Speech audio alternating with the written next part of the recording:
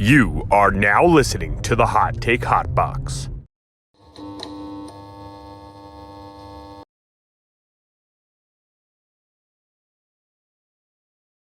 You are now listening to the Hot Take Hot Box. Ladies and gentlemen, this is the Hot Take Hot Box, and we are here. Me and my friend Dante are here to talk about WWE SummerSlam 2023.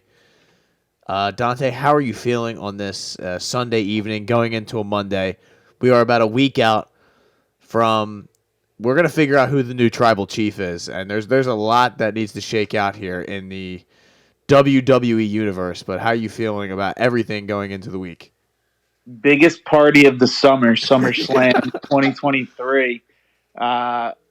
It's going to be electric. Again, you have three main events, basically, in a sense, that have the feel of a big main event. And you have the, oh, by the way, we're putting the tribal chief title on the line, too, which is just phenomenal and electric in and of itself. So I guess we should just start with that. There's no sense in burying the lead. Just jumping into it. Yeah, just jump right. No, seriously, there's no sense in beating around the bush. The tribal chief is up for grabs, and I guess this is the first time it's truly up for grabs, right? We've never had a tribal chief match attached to a, Universal Championship match, which and a tribal combat match. So there's a lot of firsts going on here with Roman Reigns, Jey Uso. They obviously, early on in the build-up to this, just destroyed Jimmy Uso in savage fashion on SmackDown one night. Oh, my God. Sent him through a table, thumb spike after thumb spike. Put him on the stretcher. Put him on the stretcher. On the stretcher, man. They chased him out. They said, oh, my God, Jimmy, it's going to be okay. And I guess I'll just ask you, I am personally excited for this. It hasn't done I guess you kind of mentioned it beforehand where this doesn't really even need the championship element of it. It's kind of cool. It's cool to see Roman get back in there in a singles match, but it's kind of just Roman in this whole storyline this is just another climax or a peak in this story. It's just it's incredible.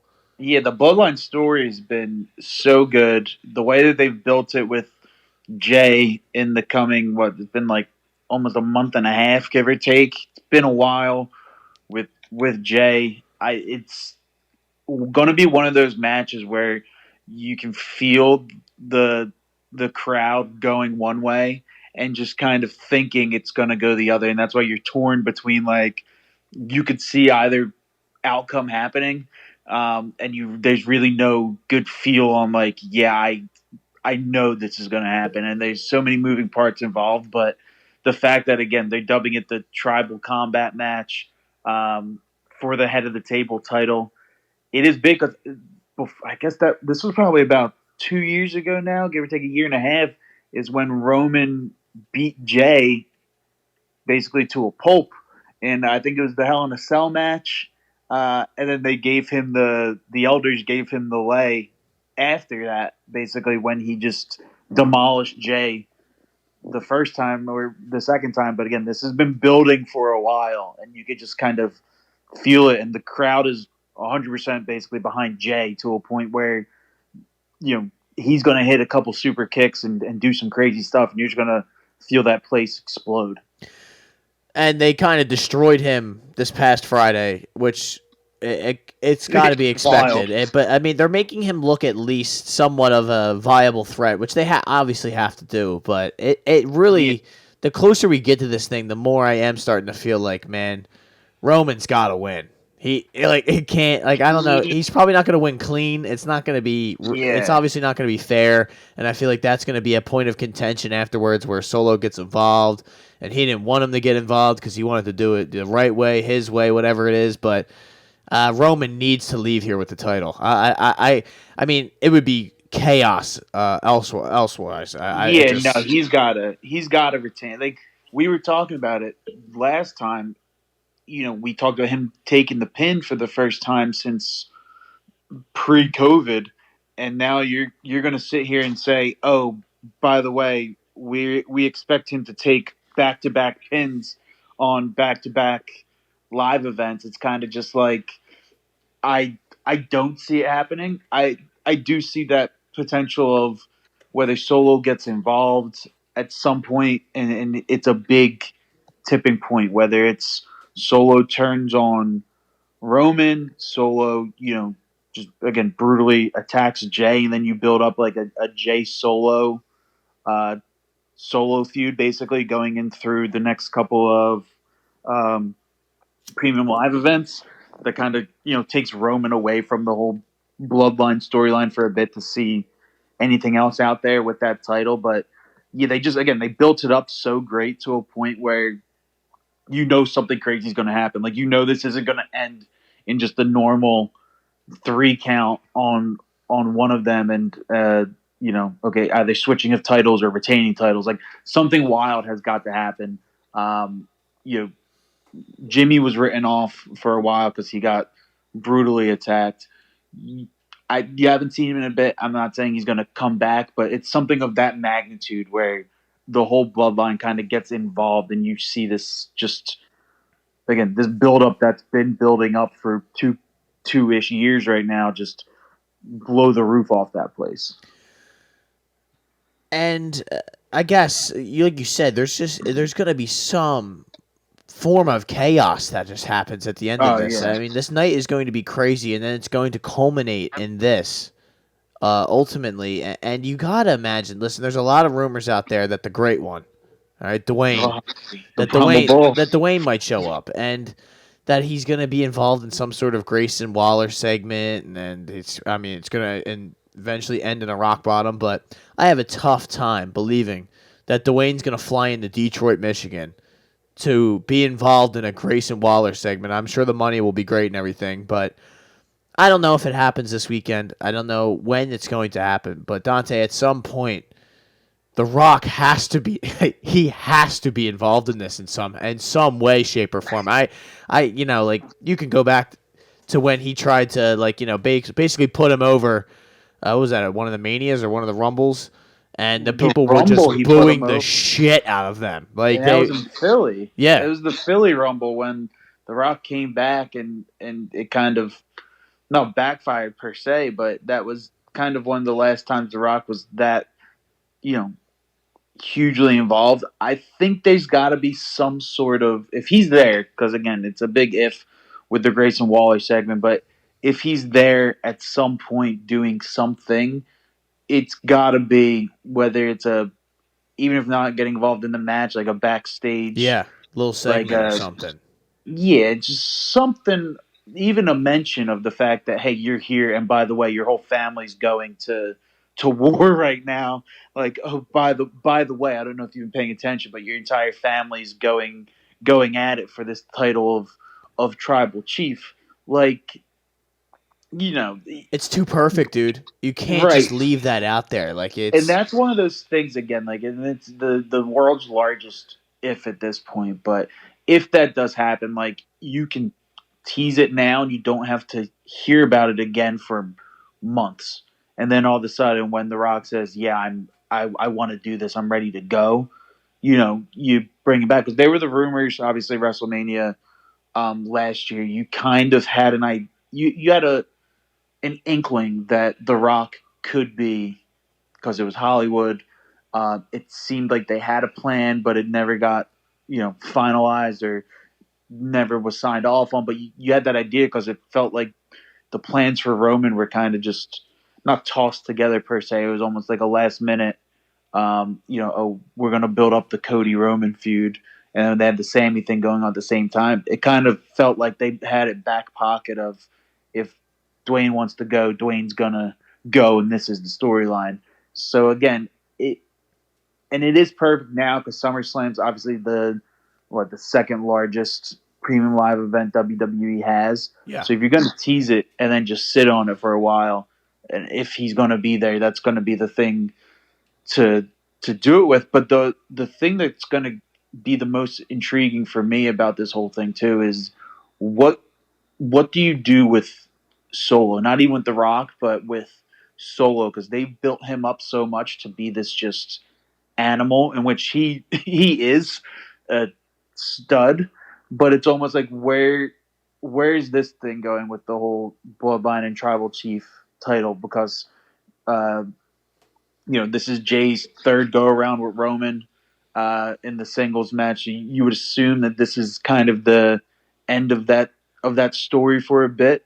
So the next logical person within the Bloodline outside of The Rock would be, okay, do we build up Solo to be this heir apparent now and trying to challenge whoever the Tribal Chief is going to be? I think you have to. And I think at some point there's some sort of split between Heyman and Roman Reigns, and it just becomes like kind of like a Solo backdooring them, and they become some sort of team. Or I think down the road eventually when Roman does lose the belt, that'll kind of be the way they. I think Heyman and Solo would be a perfect team because Solo again needs a mouthpiece. Like Roman right now doesn't need. So Heyman's exactly there. Solo needs that, and I think you can get a lot of really good, again, Heyman, I wouldn't say turns on Roman per se, but sides with Solo and the Bloodline and the Elders and all that other stuff. That would be an interesting concept too, because they mentioned the Elders, they mentioned the Bloodline, Jay talking to the Elders. What if the Elders go now to Solo and say, hey, Roman's gotten a bit out of hand with all of this, take care of Roman, or do what you need to do against Roman in that match. Like, again, you could see it on Solo's face though. It's crazy to just talk about, like, yeah, dude, like, the tribal elders within the family, but like you break it down and it's almost like every promo every week you kind of just see Solo's face and Solo's expressions just kind of be like, all right, he wants next at some point in time. No, I was saying, like, he's like, what is this guy doing? Like, every week he's like, this guy is weak. He's soft, and you just see the disgust on his face go more and more. Like you said, you're completely right. And that Samoan spike, dude, the Samoan spike into the spear on Jay last week was just a savage blow. Getting them both in like stereo. I couldn't imagine. Again, the Samoan spike in and of itself just looks like the most uncomfortable move to get at this point in time right now. Yeah. But to get it also while you're getting speared by Roman is just absurd. He was selling the shit out of those. Oh my god, yeah. Oh my god, yeah. As he should, but it was awesome. But I don't have anything else on the chart. I can't begin to express how excited I am for it. This match is gonna it's gonna rule. Just again, the stipulation in and of itself is incredible, and the theatrics around the whole thing is gonna be great. And again, this idea of not exactly knowing where it's gonna go, but just being into it wherever it goes is incredible. Because again, it's one of those matches where like basically the rest of the card, you kind of have an idea of like, okay, this is probably where they're gonna go, barring any major, surprises. This is the one that it's like, well, you could see it going either way. There's a storyline kind of that lends itself to it either way. And again, the whole pageantry of what this buildup has just been incredible. And you're just waiting for something wild to happen. What do you think happens? What's your official prediction? I think Roman retains after some carnage and some interferences from Solo and maybe a return of Jimmy. I think Roman retains by some sort of pin after he just demolishes Jay, like brutally towards the end. It's going to be a great match. I think Jay puts on an amazing show, and Jay probably gets really close to get that crowd like really close to exploding, kind of similar to the way they did in Montreal with Sammy, where you kind of just felt something was going to happen. And then I think there's some sort of spot at the end with Solo and Heyman. I don't know if it'll be turning on Roman in the moment, but you kind of have that feeling of a division between, Solo and what he basically just did to Jay. And if he brutally attacks Jay and Jimmy, and he starts to get the feeling of just like, all right, maybe I am on the wrong side of this one. And maybe again, if the elders are in attendance, you get some sort of move by them to kind of. Because they keep I think it'll mentioning be interesting. Yeah, I think it'll be interesting too if and there's a chance. I don't think this happens, but there's a chance that Roman wins, retains the belt, but they basically, say that Jimmy, put it all out there, fought the right way. All this other, they give Jimmy the title of that tribal chief. They give him the lay. I'm confused. They basically say like Roman disrespected the bloodline by doing, his actions during the match, and they, Jay gets the tribal chief crown. Roman retains the belt, and it kind of goes from there. I am so excited. Yeah, I just can't stop. Like I'm just like thinking of like crazy stuff that could happen just because it's going to be insane. Like it's not just like, all right, yeah, Roman wins, it's a great match, and then we move on. It's literally like just thinking so outside the box of like what crazy stuff could happen just because something wild is going to happen. It's like, what's the wildest thing you could think of happening? It's like the Rock shows up from backstage, his Roman with a rock bottom, and puts the lay on Jimmy and saying that he earned the tribal chief title. Like that would be incredible, and it's not out of the realm of possibility. It's like, I could actually see that happening. How about, I guess the next, I guess because it has a belt, but honestly, I'm just going to talk about Cody and Brock. I think that's the one me and you would probably be more, if I'm ranking these, this is just my personal ranking, I would go Cody, Brock next. And then the Seth and Finn, even though they built the Seth and Finn up nice, but I think the Cody one is just kind of, it's got two legends going at it. They built that up pretty well too. Again, it's Cody Brock 3 technically at this point, but it's been one of those. Again, like we talked about Roman and Jay, they don't need a belt.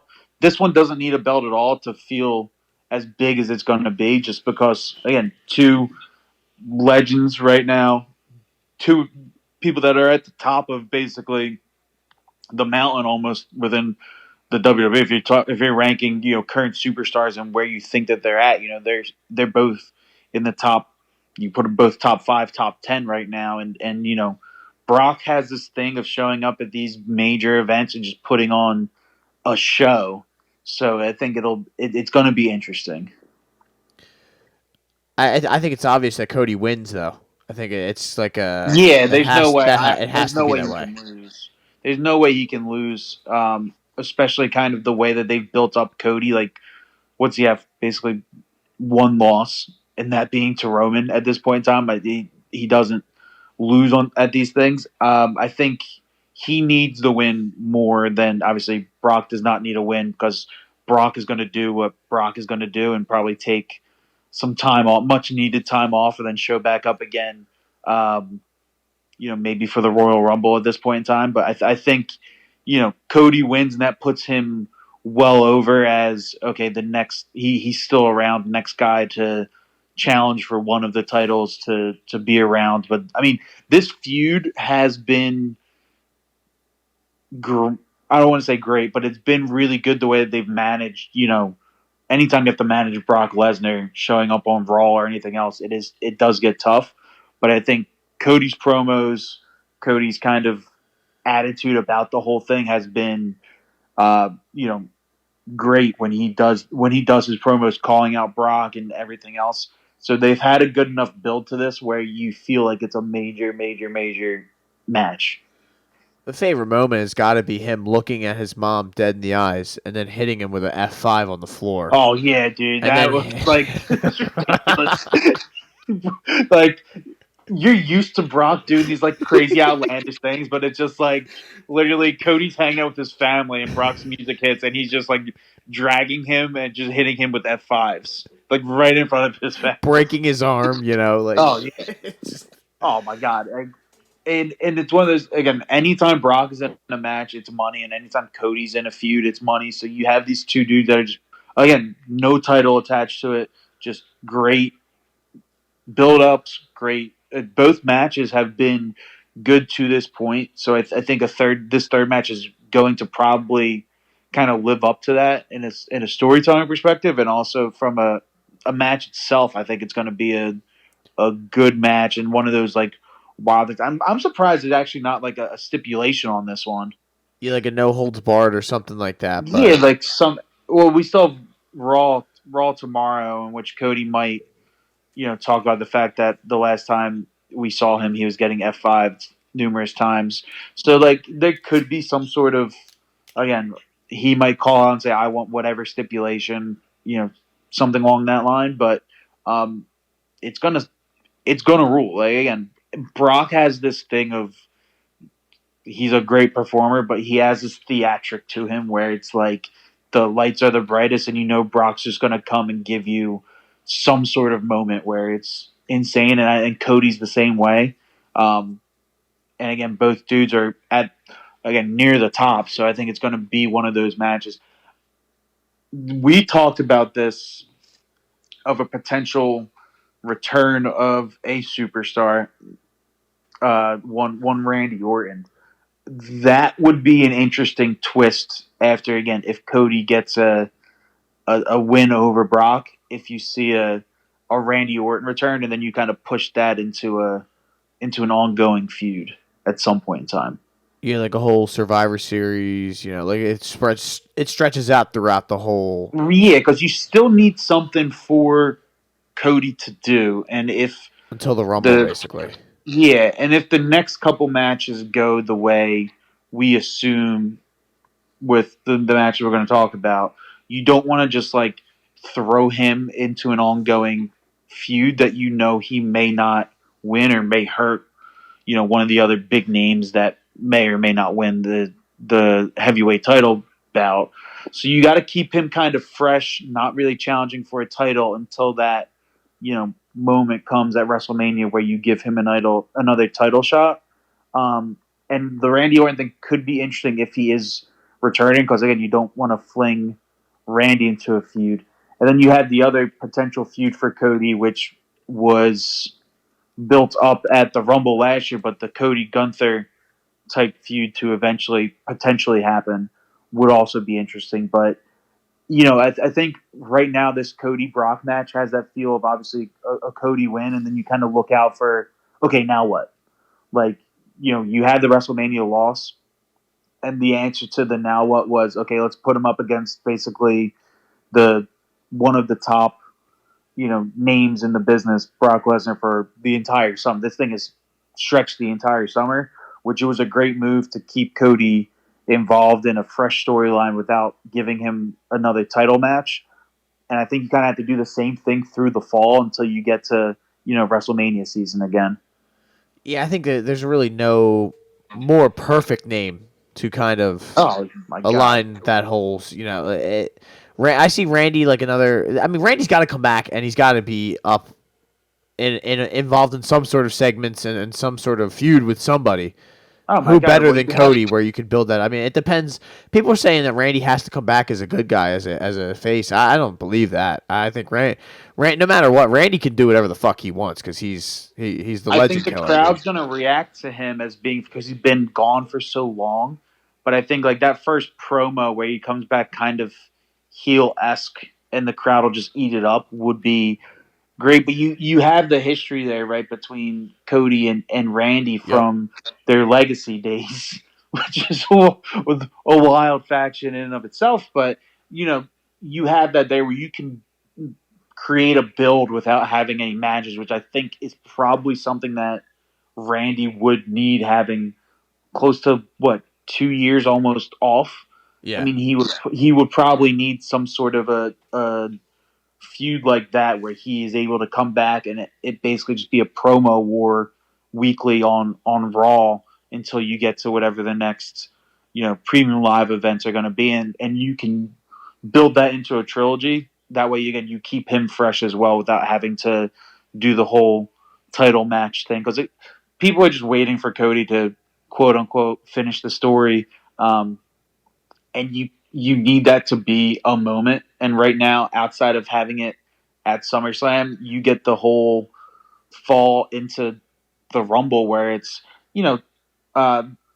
Survivor Series, I guess, is a big live event, but you want to kind of carry some momentum into the Rumble for him. So I think that would be great. I would just love Randy Orton to make a comeback. I know that's your guy, but the rumors have been swirling for a while. They had I think a new version of his theme song just came. The writing's kind of on the wall that they're teasing it that okay he might come back, and again give him something incredible like this where the storyline's there, the opportunity for a title's not, but you can still get a compelling storyline would be great. And yeah, that's your guy. So you're the Randy Orton dude. Yeah, I just there's so much you could do. Like that's just such a big name, big talent that's kind of just hanging out around. Like he's not Right. He's been out obviously, but he's not. It's not like he's done. It's he's on the way back, and there's just some way you could put him in anything that you could really think of. Maybe not a title right away, but like even like something like that. Like just have him come back on the Grayson Waller stuff, come out RKO him, and then he's a good guy. Like that's fine too. And he'll find something to do. I'm sure he'll start fucking with the Judgment Day or something like that. Like you have no idea really who you could do anything with him. It doesn't matter as long as you have that guy back in the fold. Yeah, I think and those are feuds too that like with Randy being I guess the age that he is and coming back from a major injury if he does come back, but like that's one of those things where you don't want him out there wrestling every week on Raw, like the Kevin Owens, Sami Zayn's of the world that are out there every week, having match after match after match. Like you literally just need Randy to show up, do a promo, pander to the crowd, go face to face with somebody, maybe interrupt a promo here and there. Maybe give him a couple matches, to keep him fresh every couple weeks. But it is one of those things that you can kind of do. It almost seems very similar to, I believe, I don't know if it was when Cody first kind of came back. He had the ongoing feud with Seth, but it's not like he was fighting on Raw every single week. I mean, he had a match here, and then it would be, Seth does something, and then you had just promos between him and Seth for a while, basically for a few premium live events. You get that sort of a feel to it where it's all right. Like we know this build, we know where it's going, and it's incredible. Just seems like Cody as a good guy, and Randy as a just going back to being an evil scumbag would be such good. Like I think add that to the storylines on Raw. It's just gonna be Raw would be easily watchable again. It'll be one of those storylines. It'll feel like one of those storylines, kind of like a few years ago when Cody was feuding with Edge when Edge first came back at the Rumble, and then they had that feud where they had those couple matches. It was all COVID, but they had the matches like in the Performance Center. Yep. And you kind of, again, had that feel of, okay, Edge is back. Let's give him something. Here's Randy. Like, they had the history together, and you were able to play on that on promos. Kind of the same type of thing where, okay, Randy's back. You have this history. You're able to play on it on promos, which makes every promo that much more personal and a little bit better. And you know that the matches are gonna deliver. Like, I'm just trying to think, and even for Cody, like, if it's not Randy, you have to give him something to keep him, more than likely out of the title conversation. So you have to find somebody that you can pair him with for a couple live events to keep him fresh and going. And that's probably like the only name I can really think of outside of maybe Gunther. But I mean, I feel like that feud's going to go on for a little bit between him and Drew. No one really else on Raw right now I could think of being that big to put him with. We saw the whole Dom thing went down, and Dom's my guy, but you can't keep having Cody feud with every member of Judgment Day every single week. So you have to give him something exhaustively new and fresh, and this would be the best way to do it, I would assume. And preferably somebody who's there every week, who can at least go with, spar with him verbally every week, like you kind of mentioned with Randy. They could do a lot of those different segments where, he's just coming in and RKOing him out of nowhere. Like it's, I don't know. That just makes it's got to happen. It all depends on it. Maybe he's not ready to go yet, and they just it's all like the health thing, and it's been, it's probably been like months since the speculation's been coming. Like, oh, yeah, Randy Orton's coming back. It feels like it's every premium live event. It's like, oh, Randy Orton's coming back at this one, and then he does, and you just kind of sit there like, I think like WrestleMania, you had an idea that he could come back, and then after that, you had the whole, there's a lull where you kind of assume maybe he's not coming back. You're not coming back at WrestleMania, you might not, but it's kind of been weird the hints that have been dropped. Again, you had the report that a new version of his theme dropped. You kind of had these grumblings that like, okay, they have a plan for Randy Orton when he gets back, or they're planning on something if he's ready to go. You just hope he is, but with the Cody stuff too, like you just have to find a name. And as much as I like seeing Cody go at it in the ring and actually perform in the ring, I am fine with Cody walking out there in a suit and just grabbing the mic and doing the whole "so what do you want to talk about" thing, and just talking about something about Randy Orton, giving a promo, and then kind of, skirting to the back and, showing up during a dark match or anything like that. But like, I don't need to see him every week involved in a feud where it's going to be, okay, he needs a match this week. Just, let him come out, do his thing. And again, anything with Cody's interesting because he's such a good, I guess, performer and also a good promo giver that you can stretch out feuds with him forever, as we've seen with the whole Brock Lesnar thing. It's kind of like, well, Brock wasn't there ever, but Cody can get on the mic and talk about Brock and cover a couple minutes of airtime and it be pretty electric and good. You can do the same sort of stuff with anybody with Cody and kind of have it stretch September, October, November, basically until Survivor, culminating in Survivor Series, and then, get ready for the Royal Rumble or anything else during that span. How about Seth freaking Rollins? Another guy who's been carrying Monday Night Raw for, Judgment Day. That's Finn Balor has been. Yeah, well, that last week was unbelievable. Yeah, the group as a whole has been great, and I think, Finn's been. It's feeling a lot like Finn's been carrying it without getting any due for carrying it, because you kind of think back to the time he started in Judgment Day and the feuds he's had. It's, in a sense, mainly been with Edge, and I guess I think a little bit with AJ Styles, but it doesn't seem like he's getting that type due and winning those matches that you would assume him to win. I think this is his time. I think hot take, I think he gets the win. I think he gets the belt, and then I think you get Judgment Day with everything, and that just again is something that carries Raw going forward. Is Finn's got a belt, Dom's got the NXT belt, Rhea's got the women's belt, and Damien's got the briefcase, and they just kind of just continue to terrorize Monday Night Raw. And you would imagine at some point it's going to be a Damien cash-in, right? It's not. Well, I think it's on him. Yeah, and I think you can't. There were talks about doing it at SummerSlam. Literally, Damien getting. I know we talked about it for sure about a month ago. Of okay, Damien's gonna cash in at SummerSlam, and it's going to be a triple threat match, or he's going to cash in and get involved in it somehow.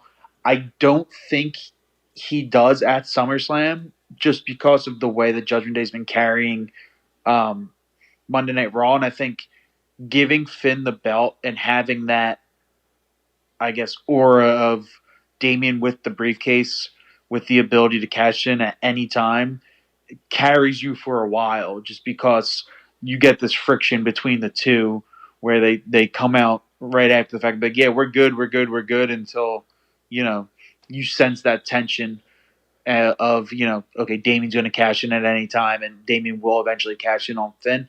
I think that's the way to go. I mean, it would be great if Damien does cash in right then and there on Saturday and tries it, and then you get the Judgment Day friction there. But I think having that storyline of, okay, Damien's got it with the briefcase and carrying that on for a few weeks with regards to, okay, he hasn't cashed in yet and Finn has the title, so you think that they're good and they have a good relationship until, it just blows up. But I think that storyline will be great and lend itself for a while. I see it kind of like Seth gets screwed by the fact that they have 3 fucking people ringside that are just going to do something to him. he loses, and then there's, like you said, that they just drag that along where I think it is similar to Money in the Bank, where because when they had their match at Money in the Bank, yeah. Damien came out and kind of not, I don't want to say cost Finn, but Finn felt like he cost him when he came out um, after he won the briefcase. I think it's something similar, and people get that feel of like, oh, he's going to cash in and screw Finn over, and then the opposite ends up happening. He kind of screws Seth by not cashing in or having the threat of a cash in, and then Finn takes advantage of it. And again, I think the title changes. I think it's just you just look back at what Finn's been doing over the last couple months and kind of being that only member of Judgment Day that hasn't had that shining moment of winning the belt and, propelling himself into that upper strata of champion. I think it's time he gets it. I can see that, and I think it's too early to cash in for Damien at SummerSlam. Like you said, it's just such a useful tool that you can kind of hold above this whole storyline, and you can just drop that bomb whenever you really need to. It's just not. It's definitely too early. There's so much you can do with I think the at whole World Heavyweight Payback, Championship. see it like because I think the next Premium Live event's Payback in September. I think so. Yeah, and I think you can see it there because I think you'll get some fire promos between Seth and you might be buckling up for another Seth Finn match at Payback, and Seth kind of starts calling out Priest or doing whatever, and I think then you might get the cash in to win the title or to change hands there at some point, but that still gives you a solid month of Monday Night Raws where it's Damien with the threat of cashing in and Finn with that belt. I wouldn't mind seeing a somewhat lengthy Finn title reign, but also I'd be fine with it again if it does switch hands after call it a month of Finn to get it to Damien. Then you kind of build up Finn Damien going into a Survivor Series type of match, or even if it happens later, then you build it up into a Royal Rumble type of match, something along that lines. But it is good that this heavyweight, you kind of have a feeling, and that's why when we were talking about Cody, it's almost give him something to do that's not the belt. Because you have this feel between Seth, Finn, and Damien, like they have title matches kind of covered with the heavyweight championship for the next 3 or 4, at least, Premium Live events where it's like, all right, it's going to be one of the three, with that belt, and then somebody else, 2 of the 3 are going to be challenging for that belt almost for the next 3 or 4 events. You can go with a Damien Seth feud. You could go with a, Finn Damien feud eventually down the road. But I think it'll be a good kind of story. The storyline lends itself to have that kind of between the 3 of them. How much are you excited for Asuka, Charlotte, and Bianca Belair? Not a ton. I think it's going to be. I actually do think it's going to be a good match. I just have cared less about anything they've said beforehand. I think it's going to be a really good match. I think, the build's been kind of weird. Like, it's almost been a Bianca Charlotte build, and Asuka's like, oh, by the way, I'm here and I have the belt. Yeah. Like, it's kind of been very heavy on the Bianca Charlotte, which is, I think it's great, and I think both are incredible. But then you almost forget that, like, oh, yeah, Asuka's also there, and Asuka is the reigning champ with the belt right now. Like, it kind of gets, like, lost in the shuffle because I think Bianca and Charlotte are both such big stars in their own right. That's another one of those matches like we talked about with Roman and Jay. Like, that's one of those matches that can go either one of their ways between the 3. I don't think there's a wrong decision on any of the 3 that would win. And it'll be interesting to see who takes the pin there because all 3 of them are incredible, mega stars. It'll be interesting to see, okay, which one of these 3 actually takes the pin to who at that point. Yeah, how it goes down. Is this a Io Sky situation? I mean, I think it could be. I think it could be. I think if they're going to hold on to the other one, they might as well use the this one. That would be smart, right? Because again, that would be pretty smart because I don't think like between Charlotte, Bianca, and Asuka, I can't see either of or any 3 of them losing clean, like taking a clean pin. So having the cash in of the belt would be, or I mean, not the belt, sorry, the cash in of the briefcase be at least intriguing and a way to save face for any of the three, kind of getting pinned dirty with the briefcase. I think it would be a good kind of launching off point for Io Sky, because then again you get that Io Sky kind of feud with any of the three, and then maybe you can get two of the three to kind of feud by themselves without the belt. And it's always good with Io Sky because you have Bayley just lurking out there. Yep. So you don't have any shortage of opponents if you want to put a title reign on Io for a little bit of time. But yeah, I think the cash in would make sense there, just because you're dealing with three high profile names that, again, who takes the pin? Charlotte just came off taking a pin at WrestleMania. Again, kind of like the Roman thing. Do I think she's going to take multiple pins in the matter of 4 months? Like, no, I don't think so. And then Asuka beat Bianca. So do you really think, again, Asuka's going to beat Bianca again? I don't think so. And do you really think Asuka's going to lose that belt clean after winning it at Mania? Or not at Mania, at I think Night of Champions she won it. Whenever she won it, do I really think that that's going to be the end of her title reign, losing clean to one of those two? Like, no. So it'll be a smart thing if they do that Io Sky cash in. Something fishy's going to happen there. Io Sky is always interesting because she's so, like, I think she's incredibly talented. Some of the stuff she does is just insane. It's been kind of that feeling of she hasn't been able to really thrive off of that for a bit, just because they haven't put her in those situations with these mega stars to be like, all right, you're in there, let's do it, one-on-one singles matches type thing. She's always had the damage control kind of label with Bayley there. I think getting the belt in this sort of fashion of cashing in would be huge. And then again, you have a litany of opponents for her to kind of defend that belt and go on a nice little title reign for a little while.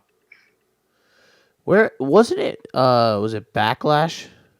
Where was it? Io Sky and Bianca Belair did they? Yeah, that's right. It was Io Sky and Bianca Belair. That was the day that I became a huge Io Sky fan, because I realized she could go like that, man. That was an incredible match. Yeah, that was that Backlash, because that's when I thought, because Bayley was there as well, and that's why I kind of thought that the damage control thing would blow up almost and kind of go to pieces. But no, she's incredibly talented, and she's one of those people that she does some of the coolest aerials and everything else in the ring. And I think, again, pairing her for the time being, giving her a nice grouping of opponents where she can still use basically Bayley as a mouthpiece, so to speak, or have Bayley in her corner with the belt, would make for, again, electric promos, because Bayley's incredible in her own right. But I think that there's going to come a time where, if Io has that belt and she defends it against Asuka, and then defends it against somebody else, that she puts her name in the ring and kind of goes for it. And that could be, again, a lengthy title reign with Io Sky, but I think it's well deserved, because I don't know about your take on the women's division, but I don't know how many times you could keep passing the belts around to the same 5 or 6. Bianca's reign was nice and it was fun, and she's electric with the crowd, and she's the EST for a reason. And Charlotte, every time she has a belt, is a megastar. Asuka's title reigns have been good, but again, it kind of feels like you kind of just pass the belt between the three of them. And then on the Raw side, you have Rhea, you have Becky. It's basically 5 names in the division, and you could count on 2 of them being champion at any given time. I think it would be fresh to have Io cash in, get a nice little title reign, especially now, because you're talking after SummerSlam. You talk about premium live events that aren't huge, give or take. You kind of get that dead period of, okay, you get a couple. SummerSlam or a Survivor Series is usually big, fast and lane. then you go right into the Royal Rumble. You get Payback, you get Fastlane, you get Survivor Series, then you're right into Rumble season. So she could have a nice give or take title reign of a couple title defenses before you get into Royal Rumble and like WrestleMania season where you want to make a move off that title if you need to. It is like one of those things like Asuka's title reign. It lasted for a while. It has lasted for a while. It's lasted a couple premium live events, and it's almost like a surprise. Like, oh yeah, you almost forget that period after WrestleMania before SummerSlam with Money in the Bank, Night of Champions, and Backlash. Like that's a long period of time. I think you could do the same with like a Io Sky title run. Say, okay, let's give it to her through the fall, see how it goes, and then maybe do something with Bayley. How excited are you for Ricochet and Logan Paul? It's gonna provide some sort of holy shit moment where something insane happens and you just kind of sit there like, did they actually just pull that move off? Like one of those like high flying aerial assault crazy moments, like incredible spots. That to me is it's a Twitter fight to me. It's like one of those ones where you're on Twitter and you kind of scroll and you see the clip of this like, oh my god, what? And you watch that clip and I flood your inbox every day with crazy tweets of just random spots that I'll see on Twitter. It seems like one of those where you see the viral clip and you're just like, oh my god, that looks insane of a match. I'm still waiting for the Ricochet push. It's been forever. It's tough though, man. That guy is not exactly an electric factory. No, he can't talk, man. Like his promos are just not. He hasn't. I will say he's not been horrible in this whole thing. I guess that's kind of not hard with Logan's such an unlikable character that it's kind of just makes him. You have a lot to play off of. Yeah. That whole like, and we talked about on Raw, but that whole it kind of feels like mid tier of dudes are so good, but the titles right now are on such lockdown that you can't do anything with them. Like with Nakamura, with Ricochet, like they put on great spots, they put on great matches, but it's almost like what do we do with these people? And that's why I'm glad that Ricochet has a larger profile match. At least he's A, on the card, and B, it is a match that's going to provide some sort of like holy shit spots to where you can go, I can get behind Ricochet kind of, being consistent out there, trying to get a bit larger of a push potentially for whether it be the IC title or if the US title eventually were to ever change from SmackDown. But it is going to be one of those, something crazy is going to happen. I'm still always impressed with Logan Paul being able to, again, walk into this world and do this sort of stuff.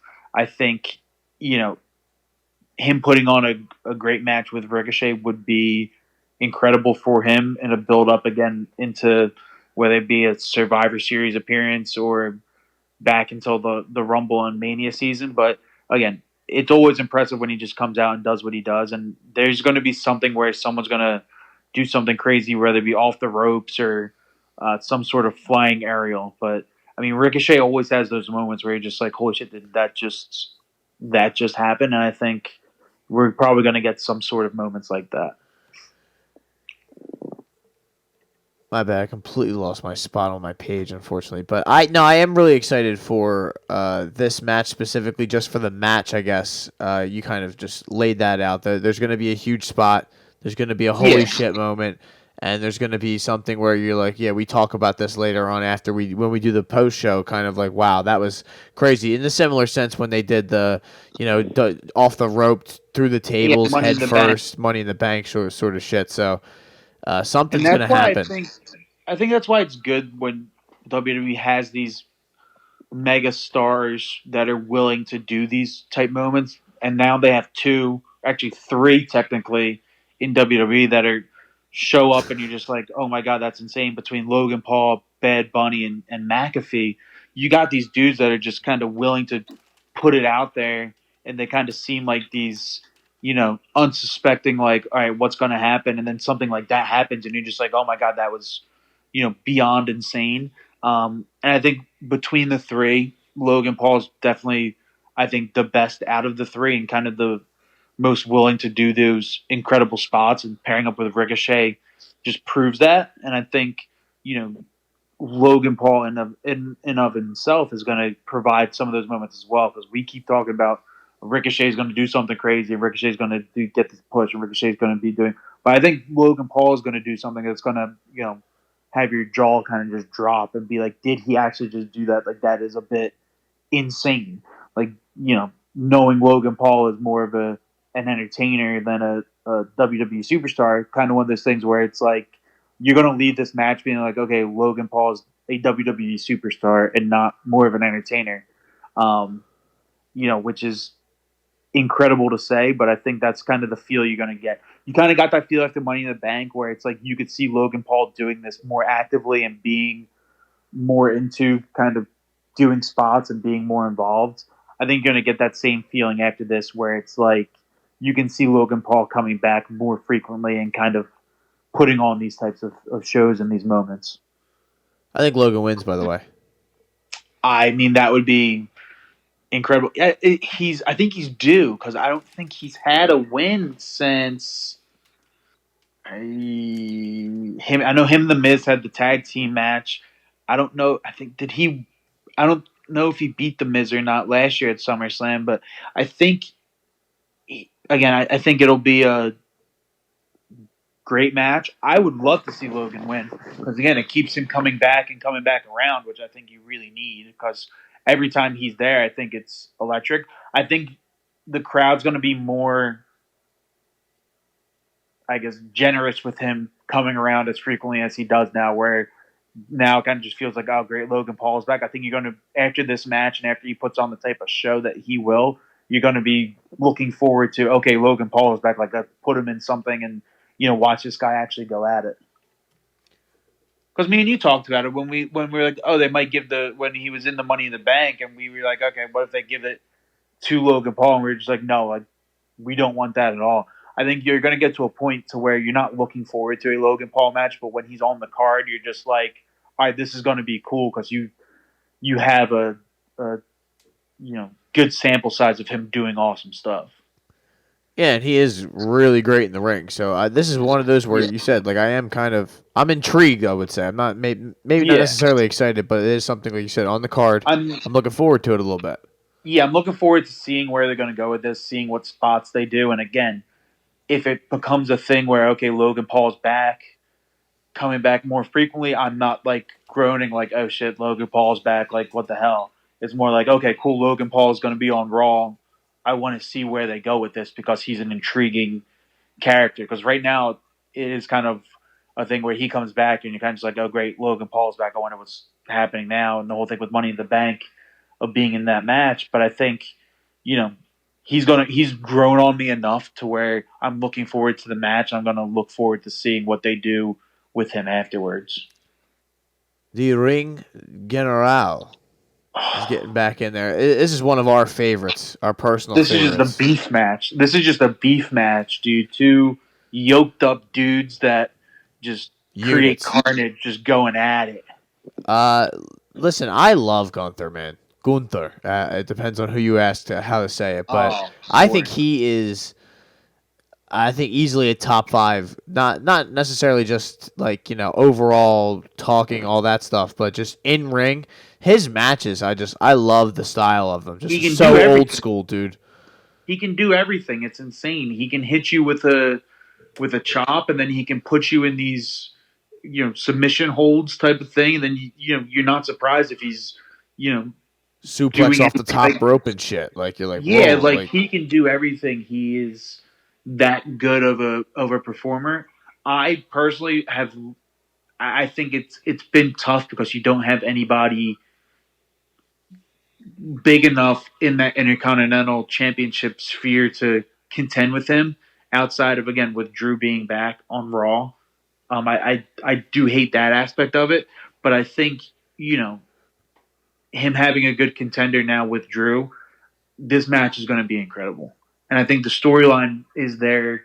Like, they built it up enough. Drew has been incredible. Like, this is, again, one of those matches that kind of like the Roman and Jay thing. I don't know exactly which way this match is going to go, per se. I think Gunther's close to breaking that Intercontinental Championship record of times held, so I think I can see him retaining and then them running it back at another live event. But yeah, this match is just going to be great. The amount of chops and the amount of just pure carnage that's going to be shown in this match is just crazy. He's getting close to having to drop that Intercontinental belt too. He's got to move. He's almost there at the next step, and like you said, I think it's just a record situation, a number of days before he eventually just hands it off and he goes for that World Heavyweight Championship. I think that is ultimately the next step. It has to be, because he's right there. Like, he is one of the big parts of Raw, and he could easily be one of the feature guys, and he would get into some great sort of segments and feuds with these Seth Rollins and all these guys. He's good on the mic as well. Like, when you let him, I think recently he's been more pandering, not to the crowd, but almost abusing the crowd at points and embracing the boos and embracing that heel kind of feel to him. I think, whatever the record is, whether it's, I think he retains just to break another record, then he drops it within the next month or so to Drew at another premium live event.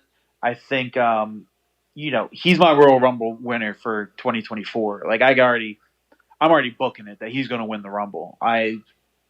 There's no little doubt in my mind that man goes into the Royal Rumble and just defeats everybody. But I think he, he's in a very good spot where, and if he does lose that title, I would be relieved. Like, I wouldn't care that he takes a pin to Drew McIntyre. I'd actually feel happy that he took a pin. Like, okay, thank God, he's pinned and we can move on to whatever's next for him. Because he's getting so big that, and I felt this problem now for probably since Mania, that there's nobody really on Raw that I want to see him go up against on a weekly basis. Like, Riddle does nothing for me, and everybody else, it would be good to have seen and to potentially see him, feuding with, whether it be Sami Zayn, him feuding with Kevin Owens. I know they have the tag belts, but he needs something fresh that's different than I'm gonna just defend this Intercontinental Championship. And then I think from the IC Championship reign, you give it to Drew to have that belt, but there's a lot of those other people. We just talked about some of the mid card people on Raw that put on, great matches, like the Nakamura's, the Ricochets of the world. They deserve to be contending for an IC title and not knowing that, okay, they're just going to get squashed by Gunther because he's that good. I think they tried that for a bit where it's okay, let's put Gunther up against some of these guys in the mid-tier of basically. Ali. Yeah, and he's just he's just ruining people. Whereas, you need that type of, okay, well, they have at least a chance to win this title against whoever else, maybe like a Bronson Reed of the world. You put them up against Gunther now, it's just, there's no shot they're going to win. Gunther's just too good. But, I think getting the title off of him and to anybody else, it presents more of an opportunity for literally everybody on that Raw roster. Yeah, and I can't wait to see Gunther in that main event sort of position and situation. I'm right with you on the Rumble. WrestleMania 40 in Philly, he is main eventing one of the two nights. I'd love to see it, dude. We are us too on the Hot Take Hot Box WWE podcast right here. Big fans of Gunther. We have 100%, and I am a big Ludwig Kaiser guy. I think they are, him and Vinci. They're really good in the ring. Ludwig Kaiser's really good on the mic. Depending on what they do with these tag titles, because I know Kevin Owens is in his short term, it's kind of murky here. I would not mind them at all having that tag title with Imperium and having that aura again as tag champs eventually. If it is a Sammy and KO vacating of the title situation, and I think that would benefit everybody involved because it puts the tag titles on more of a traditional type tag team like Imperium if they go that route, or even my boys Gable and Otis, who are just straight electric factory on Raw right now. And you could split them up. Like, you could go back to having them be one on SmackDown, one on Raw, right? Like, I think you could. I think that's probably where they go, because SmackDown, they're building back up the Street Profits, which haven't been seen in a while. You know, with Bobby Lashley, I would love to see them get again a SmackDown tag title if they do decide to split them up and keep those titles fresher on the brands. But I think that frees up Sami Zayn too to, I don't know, potentially go after a member of the Judgment Day and contend for the heavyweight championship. I think that would be a great storyline there as well. So I think just splitting those belts up, having, I guess, tag team tournaments both on Raw and SmackDown, and again, put the SmackDown ones right on the Street Profits without even hesitating. And then the Raw ones, you at least have some, whether it be different people that you can put them on there. There's a lot of different people that are just hanging around in there. Yeah, like, dude, I love Gable and Otis and what they've been doing, and just the crowd has been pushing them. I think Chad Gable is incredible, a premier athlete in and of himself, that I think if they were to get a tag title opportunity, not, again, when you put the titles together and it's like undisputed tag titles, you kind of feel like, all right, that's not really a Gable and Otis title. But again, when you split them up as like a Raw tag team titles, you're like, okay, yes, I could see Alpha Academy carrying those titles and doing very well with those titles. And SmackDown, what they've been teasing with the Street Profits the last couple weeks, I am all in on that, like absolutely all in there, and I think that'll be insane as well. So we got one more real, I would say, match. Not to say this other one isn't real, but we got Ronda Rousey, Shayna Baszler. Truly, I'm not going to spend much time on this. I do not care about this at all, man. It's got nothing for me. The build's been bad. It's just been. It feels like one of those things where Ronda basically, I don't know if she forced her hand with her contract. Something happened where it's like, you know what, I'm leaving soon. Like I'm out, type of scenario. And they said, okay, how do we tie up loose ends of the Ronda storyline? So that's why I feel like you had that abrupt Money in the Bank turn that made no real sense from Shayna Baszler's end to get this match to kind of be like, okay, this is how we tie up the Ronda Rousey storyline here, whether it be full within WWE as a whole or just for the time being. It feels like that. It feels like one of those matches, though, that could be very, I don't want to say brutal from a physical standpoint, like a violent standpoint, but it could be one of those matches where you get some cool spots to where it almost has not a UFC type feel to it, but it has like that, I think Riddle and Seth did the Fight Pit match. I think it was the Fight Pit match about a year ago between Riddle and Seth Rollins.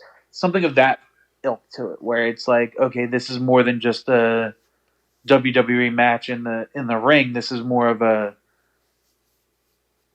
two former UFC, one of the better UFC women's fighters ever, and Shayna Baszler was in UFC as well, but it has that sort of a feel to it, where it's like two of the baddest women in the company that are not just performers, are women that'll just knock your lights out, are gonna, go at it.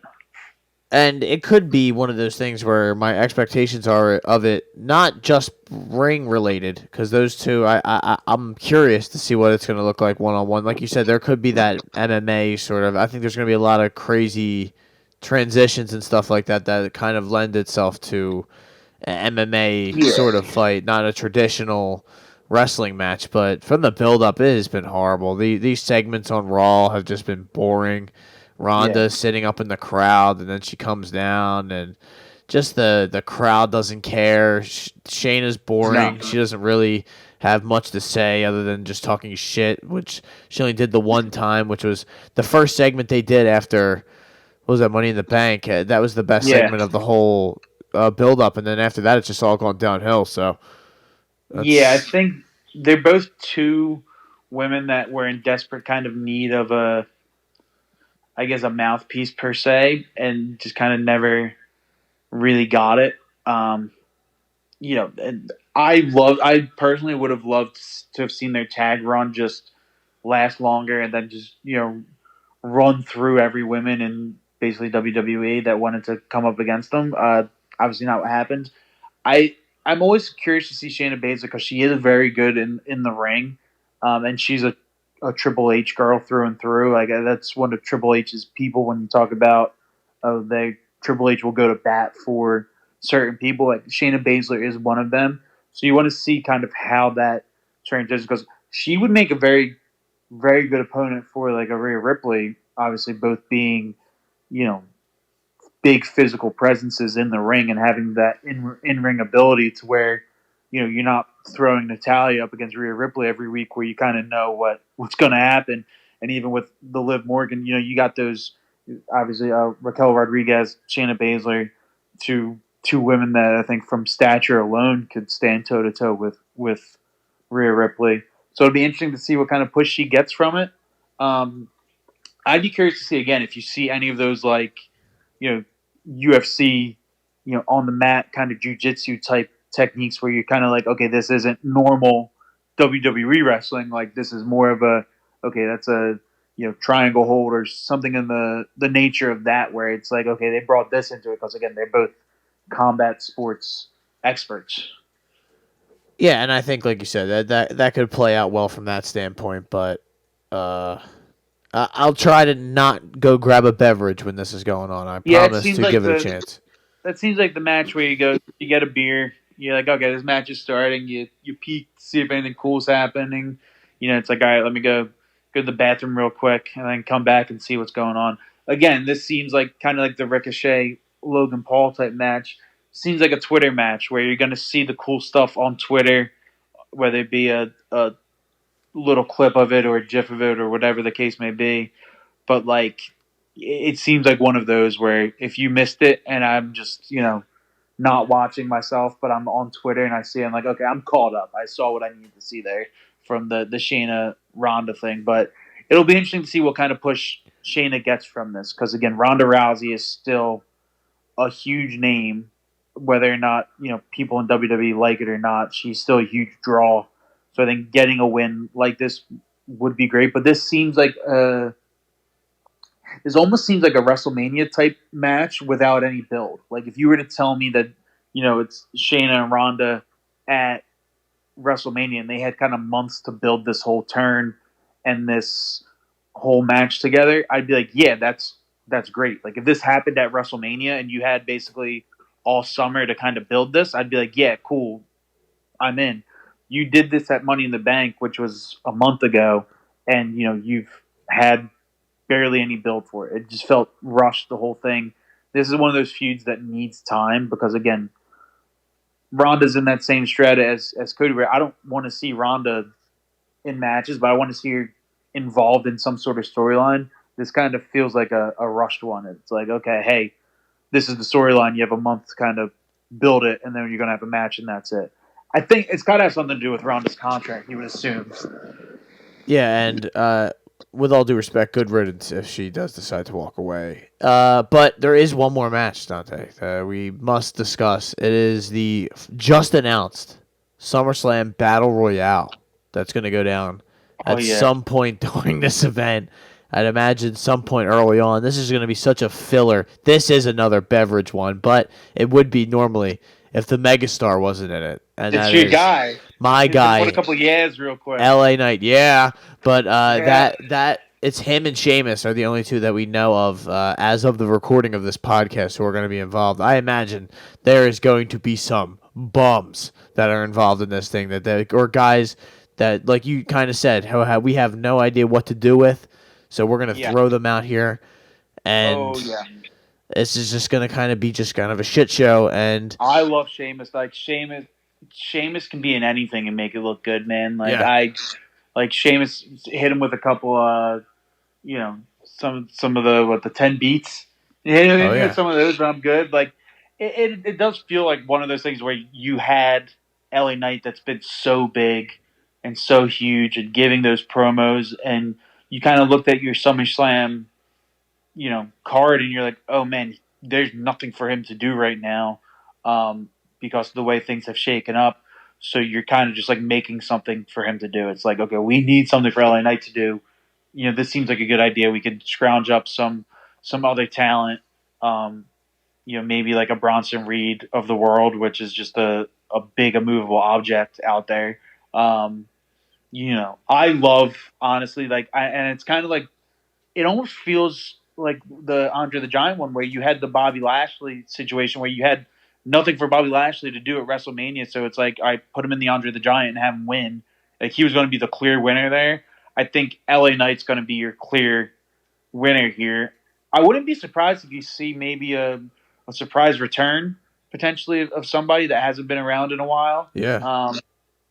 I think from the outside point of view, this might be a spot for a guy. Like, there have been rumors of Carlito re-signing full-time with WWE.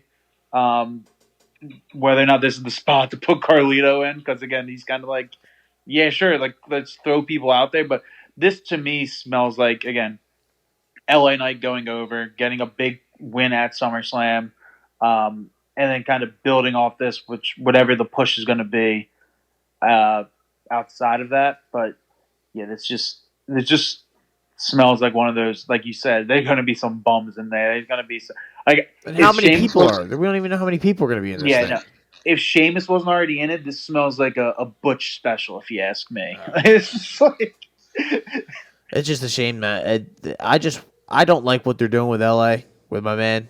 It seems I know they're slow playing it seems, but they could just strap him to a rocket ship right now and he's ready to go. It just seems I'd like to see some more extended singles matches and let him actually get in there with somebody that's gonna get him involved in something meaningful at some point.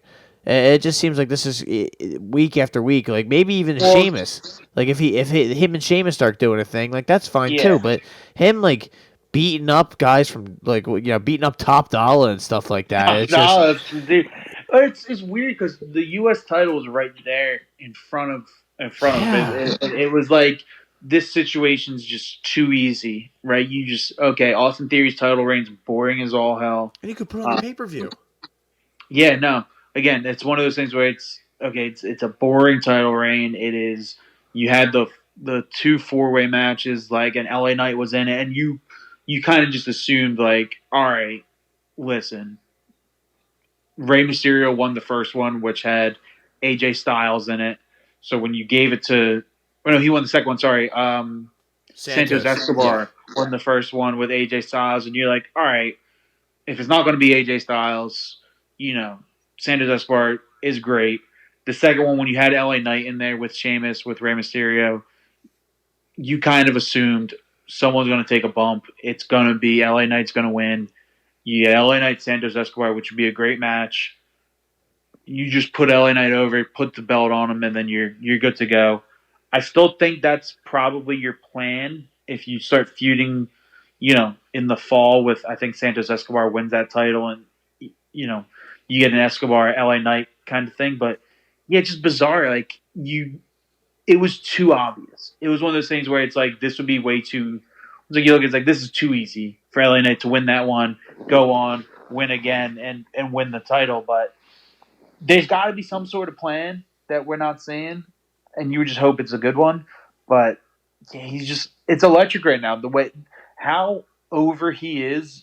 Like, I know we talked about the Sami Zayn thing, and Sami Zayn was over as all hell when he was in the Bloodline with the whole Sami Uso thing, and then when he was in Montreal, challenging Roman Reigns, like, he was over by the time they got to WrestleMania. Like, LA Knight is almost at that level of being so far over that I watch SmackDown now just to see what's my Bloodline segment going to be and what's my LA Knight promo going to be. Like, that is all. I kind of see the whole U.S. title thing with Escobar more than likely beating Austin Theory. Like, I get it because you have the LWO.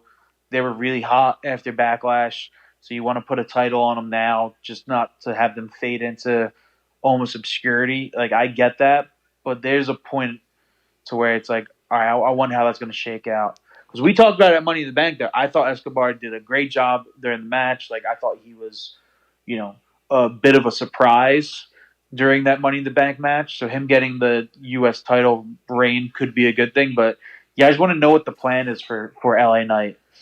I would like, in a perfect world for me, I think him and Austin Theory would be fun. And it would kind of elevate Theory in some sense. I mean, Theory needs something. Even if he were to lose, Theory's just boring, man. I would have even taken LA Knight. We talked about Grayson Waller. I mean, those promos in and of itself would be just straight electric, but they have some history going back to when they were in NXT. Like, that would have been a fun feud to kind of go into at whether it be SummerSlam. Maybe they do it after SummerSlam, and I think that would give him something of substance to be on TV every week, and you feel like it's okay. You're building up because Grayson Waller, I think, is another guy that you kind of can put the rocket ship onto at this point in time, and he puts on great matches. Like, he's very good in the ring as well, and just with the mic. But it's almost like, all right, just give me something. Give me an inkling of where this is going. Like, I guess that Friday after SummerSlam, that first SmackDown is going to be, all right, now what am I doing with LA Knight type of vibe. But, yeah, just this Battle Royale just feels like out of place. I'm going to watch it just to see what LA Knight comes out and does. And I want to see who else is actually going to be involved in it. But and I'm a sucker for any type of Battle Royale. I think they're great in and of itself. Like, yeah, this has a thing. And it is a shame. I was thinking about it when they announced a Battle Royale. Because usually, at some point in time, sometimes The Miz finds himself in these wild Battle Royales when he has, like, nothing to do as well. Yeah. And I realized that he's on... What? I said that's another guy who's going to probably be involved in this. Yeah, and, like, but I'm thinking, like, one of those Miz LA Knight feuds could be good. Or, again, even, like, an LA Knight, like we talked about Logan Paul and Ricochet, LA Knight with one of those Logan Paul or even, like, a Pat McAfee type of dude that's not, obviously NW, but the promos will be great. The match will be good, and it'll be an opportunity to put, LA Knight over some more with a good match and a win, would be nice. That might be a name that might surprise people and show up at a Battle Royale, and just, Pat McAfee comes out of nowhere and joins it. But, you got to give him something of substance that you feel like he's being utilized in a big way with a big name. And that's why I kind of thought, even after Money in the Bank, like, LA Knight, Logan Paul made sense. And then when they did Logan Paul Ricochet, it's like, I mean, yeah, that makes sense, but the storyline was there too for LA Knight. You just want to know what the plan is. Like, what are we doing here? It feels like we're missing an opportunity and we're wasting, some precious. We're wasting some heat. Yeah, I think we're wasting precious heat right here that we could just. I don't know. Yeah, again, you should have capitalized on it and how hot he's been. I still think they will at some point in time, but it's almost at some point in time. The more I'm thinking about where that Money in the Bank briefcase is, the happier I am that it went to Damian Priest and not because with LA Knight, it probably would have been used on again an Austin Theory U.S. title cash where he has that title. I still think you get there with LA Knight, but they're taking the long route and going from there. But we'll get there. There's going to be a long payoff, but I think it's going to be interesting to see what names pop up in this Battle Royale. I think SummerSlam as a whole, there's got to be some sort of big. We talked about Orton potentially coming back, but there's got to be some big names that show up. You date back to the last couple of SummerSlams, you kind of have gotten big names returning, dating back to when Brock Lesnar came back during the Cena Roman Reigns match a couple years ago. Last year you had the whole thing with Damage Control coming back. You got to have something pretty big with some of the names that have been out for a while that'll generate some huge pops. A couple names come to mind with obviously Orton. Maybe one or two of those other non-WWE stars just to show up and make appearances. We talked about The Rock. I think Big E would be an interesting name. Maybe like a Kofi Kingston would be an interesting name that they've been out for a while. Maybe if they're healthy, come back, do some spots. Like There's got to be something because we look at the card and the card is so good and you know is going to be great from a match perspective. But you got to start building up some more of these storylines with like big names that have been on the shelf. So it's going to be interesting to see where they go from there. If I see Riddle in this battle royale, I'm turning it off. I do not want to see that man anywhere near LA Knight. Yeah, and that is WWE SummerSlam, ladies and gentlemen. I am so goddamn excited. hyped. I am so pumped. hype. I I think pumped. we hit everything that's under the sun that could be discussed going into it. I'm just excited to see where they go with a lot of these different little story elements, and obviously the big one being the tribal combat match. But there's a lot of different avenues that have to be kind of. I mean, you might not even. We're not going to figure it out on Saturday night. It'll probably be situational Monday, Friday when we figure out where a lot of these guys are going next. The Monday, Friday, the Raw after SummerSlam is going to be interesting to see, where that belt goes and what happens there. And then obviously that SmackDown after where you're talking, what's next for Roman Reigns and LA Knight is interesting. I think there's still a shot. I know, we're literally less than a week out.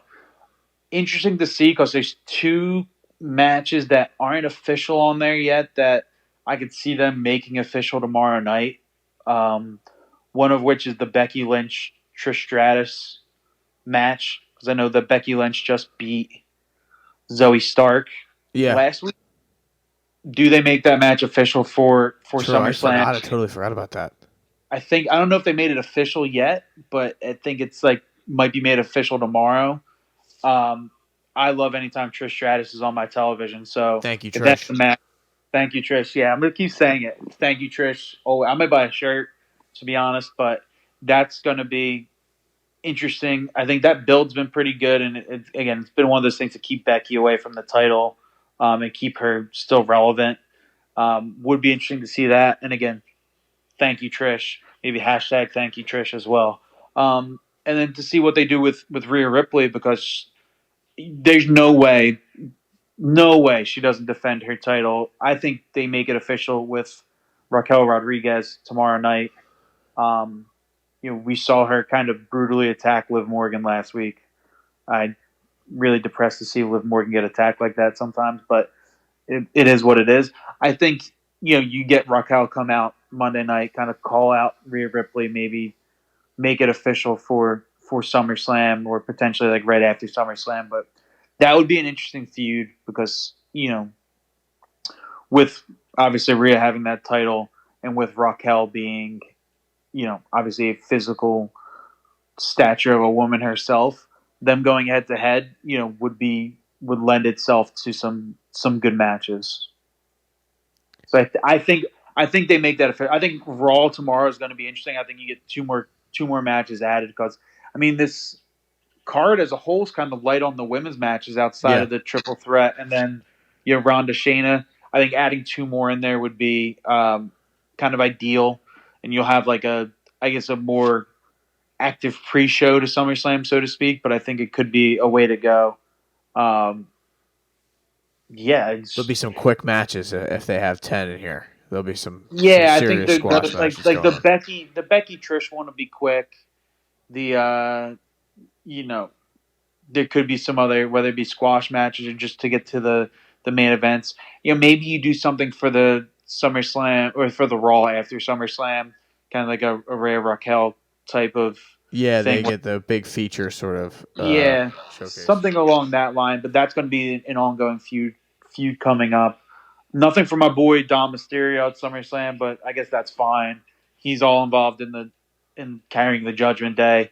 So, we'll go. He defended his title tonight at the Great American Bash. He won, so shout out to Dom Mysterio, the leading member of the Dom Mysterio fan club over Dirty here. Dom, baby. That's my guy, dude. Hell yeah.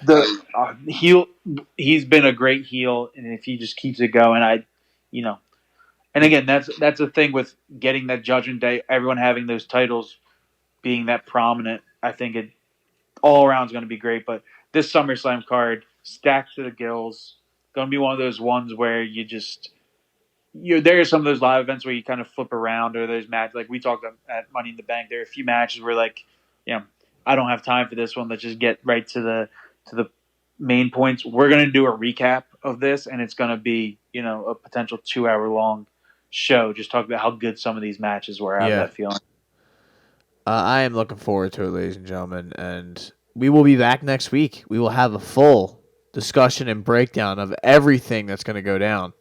Oh yeah, I think we gave you people all we have on this, because it and I probably could sit here again, and I'm just, as I look at it, I just get excited again and say, it's great to be back watching WWE the way I used to. Like, I can't believe I stopped watching it for a couple of years there, and it just reinvigorated my love for it. It's just, you have to understand the spectacle and how, it's fake. Yeah, I'm aware, man. I'm aware, but I don't care, dude. I don't give a shit. Storylines are the whole Bloodline storyline is better than some of the stuff you get on television every week. And I think this is off topic, but Seth Rollins kind of talked about that in an interview. I think in Logan Paul's interview, where it's like they're going out there every week and giving you a storyline that would rival some stuff on television. It's every week, and they're giving you some, 52 weeks a year of great television spots within that Bloodline storyline. This is more than just, again, taking bumps and WWE and moonsaults, everything. Like, they have built up these storylines so well to a point where you're actually invested in the story, which is great. And everyone involved. I can't wait. So until then, enjoy the Tribal Combat match. May the best Tribal Chief win. I'm going to get my Tribal Chief layout here, the big red one. I'm going to go buy one and just start wearing that around here. I'm going to get my I'm the One shirt. That's right. Made, and my LA Knight shirt made. Yeah. And, I definitely need an LA Knight shirt, but until then. You are now listening to the Hot Take Hot Box.